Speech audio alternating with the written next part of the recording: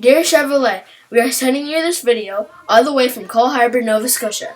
You may know some amazing hockey players from here, who are also great role models for the kids of Harbour. We've worked hard both on and off the ice so far this season. We've had some ups and some downs, but participating in the Good Deeds Cup has been an amazing experience. We did a community cleanup, got on the ice to coach Timbits and novice hockey, had donation drives at home games, and set up donation boxes around our arena.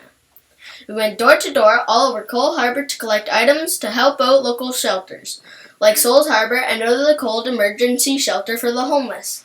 Also, my teammates used their own money to purchase new toys and food for our local Salvation Army. We had some help from Steel Chev to deliver everything, a great assist from Chev's local team. Thanks, Chevrolet, for letting the Harbour PWB Wings be a part of the Good Deeds Cup.